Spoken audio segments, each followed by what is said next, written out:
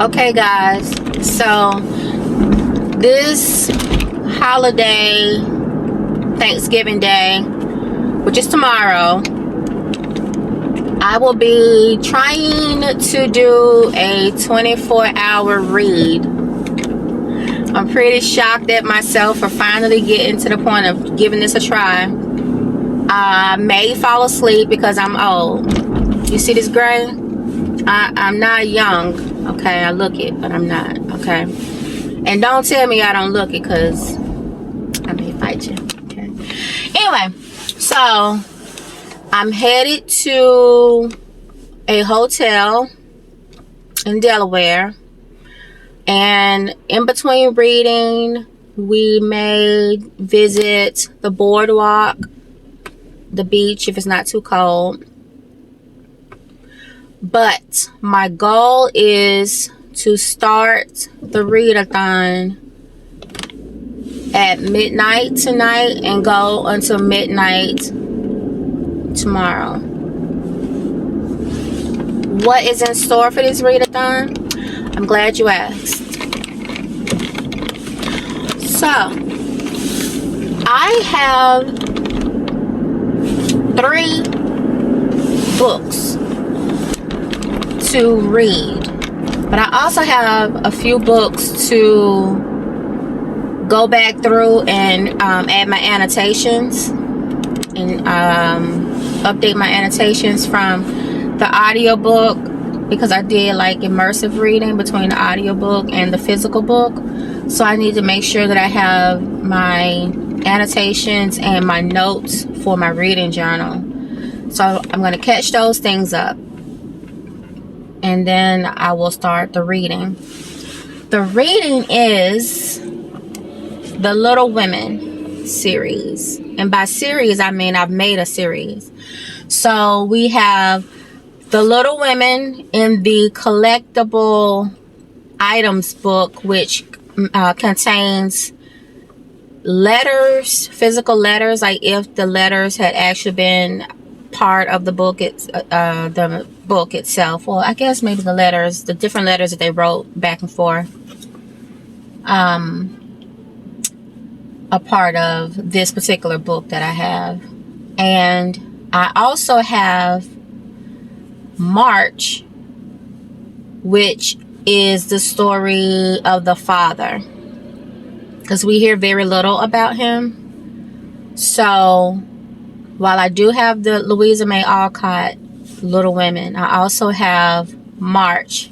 The author's name is escaping me right now, but she also wrote a book called Horses. Is it Geraldine Brooks?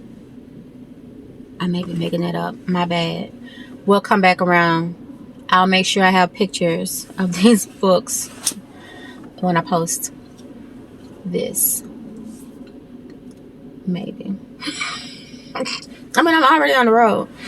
And then the third book, which I actually have sitting next to me, is Meg, Jo, Beth, Amy, The Story of Little Women and Why It Still Matters.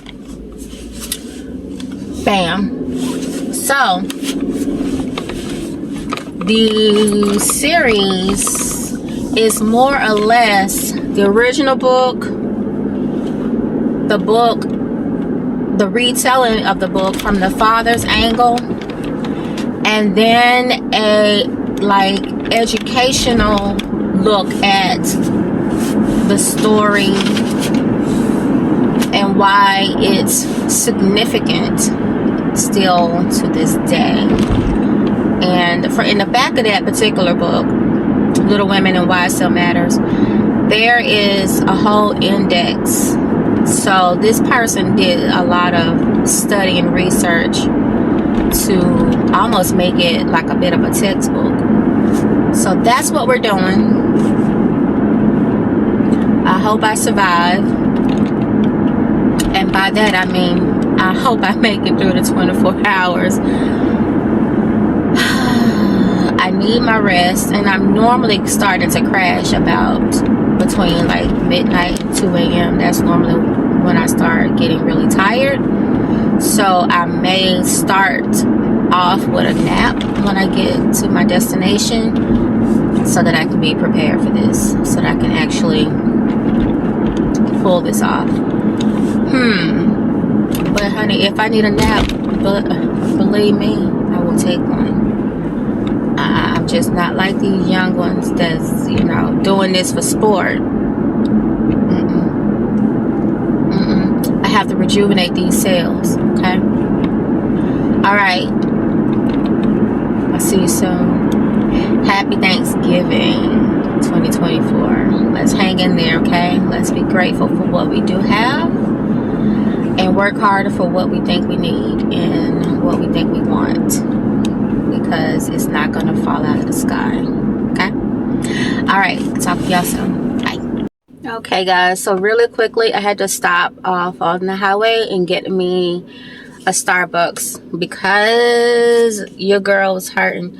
I have a issue when I'm driving that I get extremely sleepy really quickly, and so I typically will only drive, you know, between like 3 and 4 hours, unless like someone's with me and we can swap off, or if I'm trailing somebody. But I didn't used to be this way, but now I can't really stay awake. But anyway, I was trying to find, you know, a holiday treat, and what I initially was attempting to order was the pecan, I forget the name, at Starbucks here, pecan something latte, and they were out of the flavoring. So the young lady suggested the chestnut and praline latte, and I got it with 2% milk and no whip, because I don't do oat milk and almond milk and all of these things. I just don't do it. So what she mentioned was that if you need more caffeine, get it with blonde shots, I believe she says. So she says it's sweeter and contains more caffeine when you get it half and half with blonde shots. Blonde, like the blonde hair. And she also said that this combination is really good with, I think she said the white mocha or the white chocolate mocha. She had a lot to tell me at the at the cash register, and so because my little hands were so cold, I decided to pull over, take a few sips, warm my hands on the cup. This feels so holiday, right? And I just wanted to share that tidbit of information. If this is your jam and you know what she was talking about, because I'm kind of lost, because I'm really bad with, you know, the hidden menu type stuff, and I wish I understood it more, but I don't. So if this is your jam and you have things to share, got some on my lip, feel free to drop that information in the comments and share with the rest of us, okay? All right. Bye. Hey y'all, so I just wanted to let you know that I've made it to my hotel, and it's so cozy. I fight with my phone when it's to turn back and forth, so what I'm going to do is just turn you around. So this is the room, and I will go back downstairs. They have a serious nice library. It's a little bathroom. So if you're in Delaware, Rehoboth Beach, this is what you can expect. And so now let me show you the books that's in the room. So I've got Beautiful Lies, which I don't know that I've actually read this book, but I feel like I might have. Just need to look inside here. No.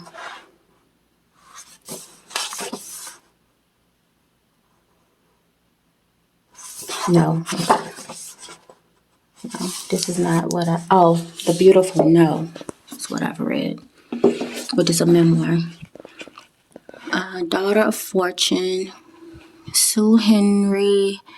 Death Takes Passage.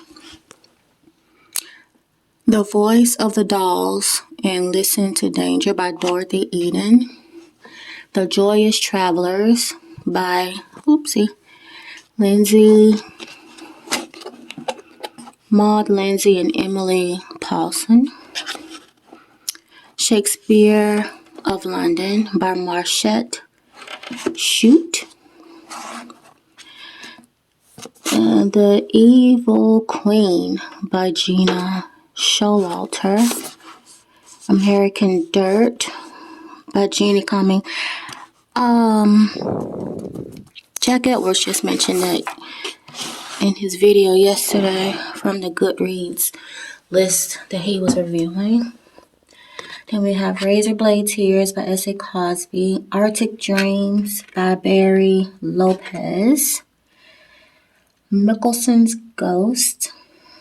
Can't see the name. John Gardner.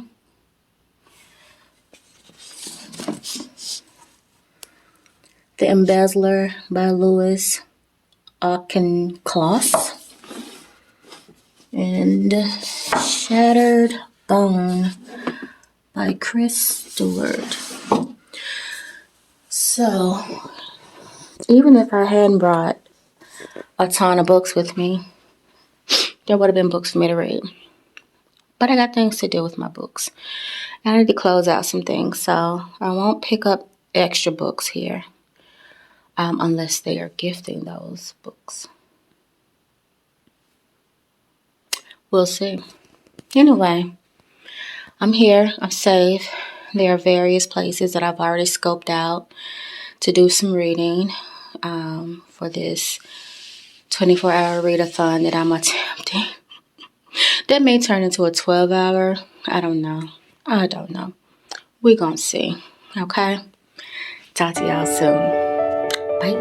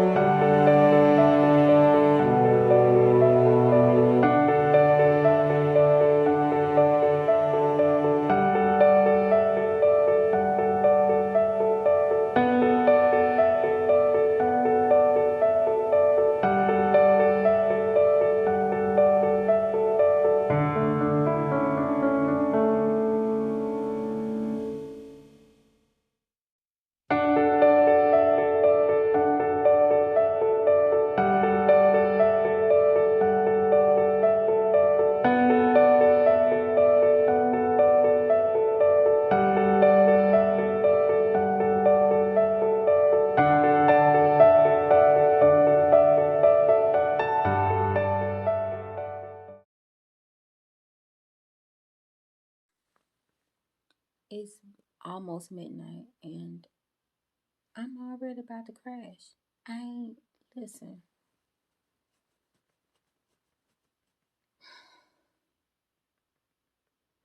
I did my nails. I did some journaling. I listened to The Eyes Are the Best Part. I started that on my drive and I finished it maybe 30 minutes ago.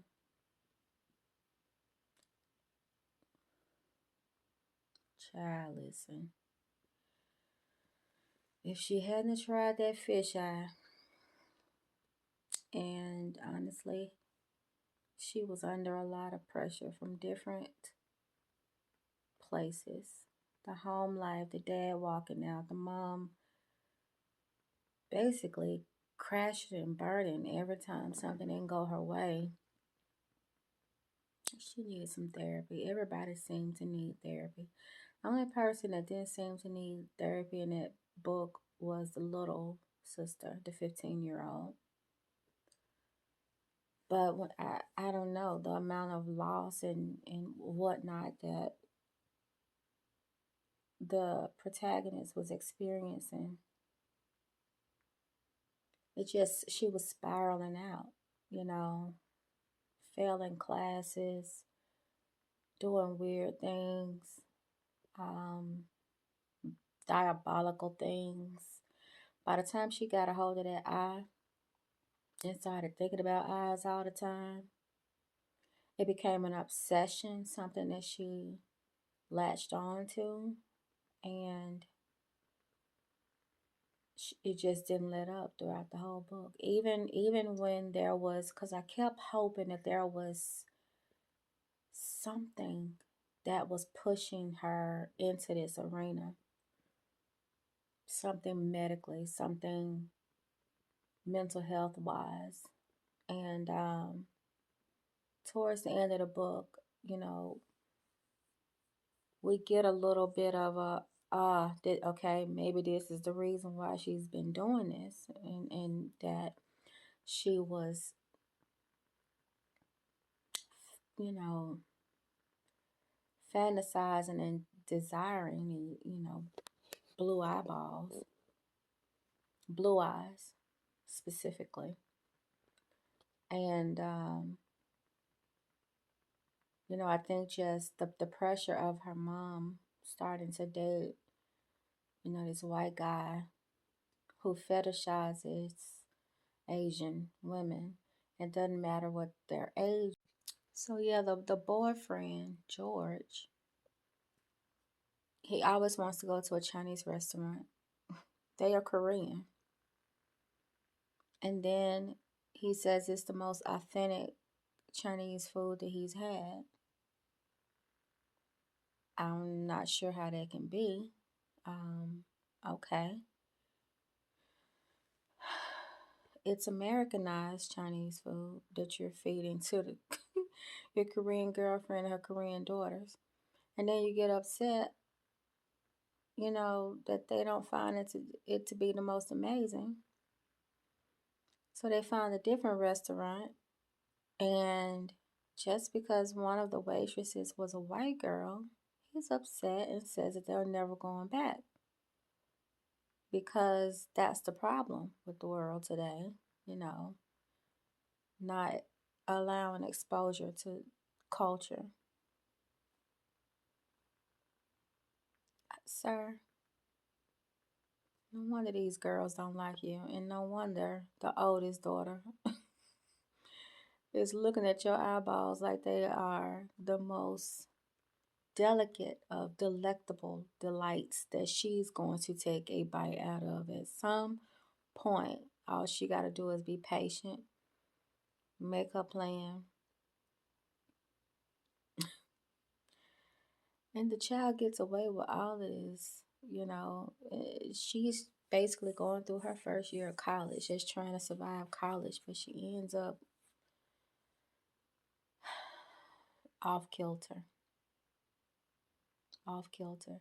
And so the only thing I can say about The Eyes Are the Best Part is mental health. that's what it is. It's a manifestation of not just the protagonist, her mental health status, but also her mother. And that comes from what the mother experienced back home in Korea, and her need to be loved and cared for, the fear of being alone, or left. And she just didn't seem to notice the amount of pressure that her girls were under. And so the oldest girl is in protection mode since the dad left the family. And then mom brings in this new guy, this white guy who fetishizes everybody in the house. I mean, Asian girls, that's his thing. Okay. And at one point, some of the kids in her school, the guys are in line at a coffee shop. And this, I did laugh at this because I've never heard this. In the same way they say, once you go black, you'll never go back. Apparently, the alternate saying is, once you go Asian, you'll never go back Caucasian, or something like that. What? I was not ready. I was not ready for that. So that's book number 1 in this. And I'm finishing up The Uncommon Reader. This is kind of like a historical fiction book about the Queen of England discovering a mobile library at the palace. So she goes in, she checks out some books. And what's interesting about the book she chooses to read is she usually knows the author, because of her job, because of her travels and who she interacts with and whatnot. So she usually is not well read previously, and with this discovery, she gets to the point that she is so enamored with reading and the process of reading, that it starts to affect her actual production of her of what she's to be producing as the queen. How much time she spends doing or whatever it is that she's doing, being seen, letting her constituents see her actively, you know, doing the pomp and circumstance. So much so to the point that people on her staff start to hide books, and they sent the mobile library off. They wouldn't, you know, help with funding, and she ends up with a young man that she had actually met on her first time there. He was from her kitchens, but she met him in that little library during her first visit, and she just clung to him and made her part of the staff in the house. And there is a term in the book that they use to describe him, and I think an equerry, or a personal attendant. Equerry, Equerry. That's what he called himself. But he was basically a literary assistant, ensuring that she had her fix of, literary needs met. Even when they sent the little library away, now he was going to the actual library in town. I forget if they even mentioned the name of it. And she trusts his choices so much that she would just tell him what she's thinking she wants to read, and he would come back with the selections. And yeah, I think this is cute, and the reason it has notes in it is because I think it's relatable for people who find reading as a hobby later in life. And because what has happened, like in my life this year, I mean, I have over 200 physical books. Not talking about what my electronic library is. The hobby of purchasing books is definitely separate from the hobby of reading the books, whether that's audiobook, physical book, ebook. These are two different hobbies. And before you know it, you are consumed by one or the other or both. And I feel myself that I am slightly consumed. And I don't even listen to music in my car anymore. I'm usually listening to an audiobook, or I'm watching YouTube, booktube in the background in my vehicle. Like not actually watching the screen, which I kind of do. I'm glancing at it. But listening to it, especially if I tried to watch it like the night before, but I didn't, if I fell asleep or something, then I want to rewatch and complete so I can get the whole gist of what was being discussed. So, BookTube gets a lot of my attention. It's how I sleep now, because some of the voices help with my sleep. But I feel very seen by this little book, and it's not very big. I feel very seen by this little book because, like I said, it's quite a hobby, quite a hobby.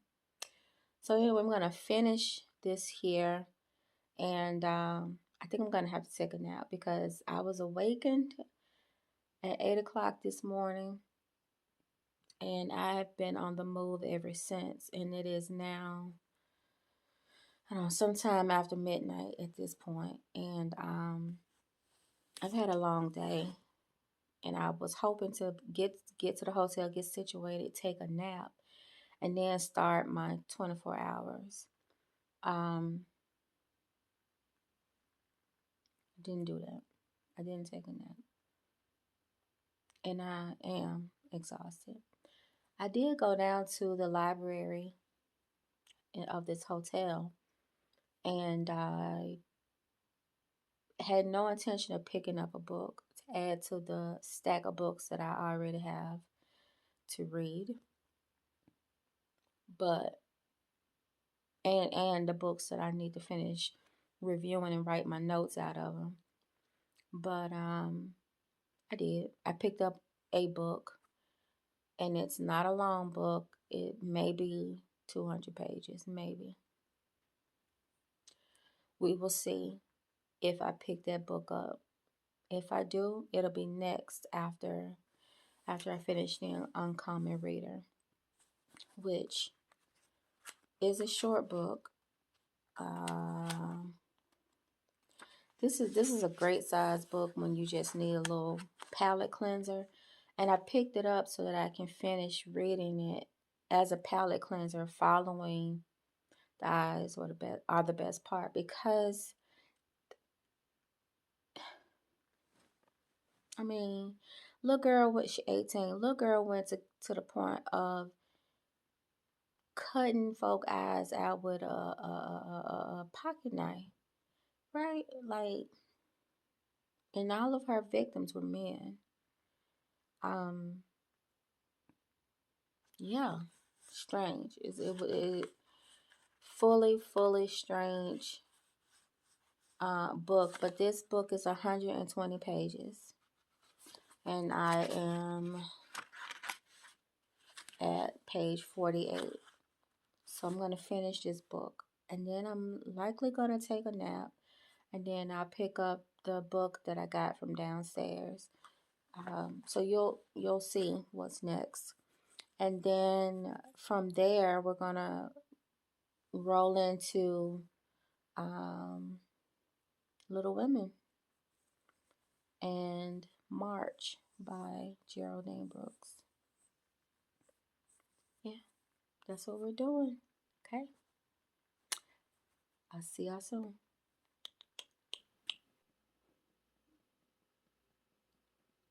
So yeah, I fell straight to sleep, and not only did I fall asleep, I slept all day until all night. But I've been awake and getting notes written out for books I've written. Books I've read. This is my closeout for November. Discussion of the women in the military. So Kristen Hanna's The Women, which is about Vietnam War. Sisters in Arms by Kaya Alderson, which is about the World Wars. I think it was 2. And then Shatter the Sky, which is a memoir from a friend of mine. And that wartime frame is Global War on Terrorism. And then I have these books that I've completed reading, but I need to write my notes and have a discussion on this one. And these are the books that I planned to read while I was in travel mode. I don't know that I'll actually finish these, but this is the one that has the letters. You can kind of see here throughout the book. It makes it kind of immersive. And I actually have a dramatized version of The Little Women saved on my phone to listen to while I read The Little Women. So I have plans and ideas, and I'm slowly getting things done. I've been making updates to my journal here. As you can see back here, as I'm trying to catch up because I've read books, not written my reviews or my notes about them. And so part of this trip has also been for me to get notes into my book, into my reading journal. So I just wrote my reviews and thoughts on the Eyes Are the Best Part and Alan Cummings' memoir, I'm Not My Father's Son, which was a doozy to listen to. So I recommend that. And wrote a few extra notes in my notes for The Lost Apothecary. So it's coming along, and we'll see how I progress for the rest of the evening and what I'm able to do before I hit the road tomorrow. Talk to you soon.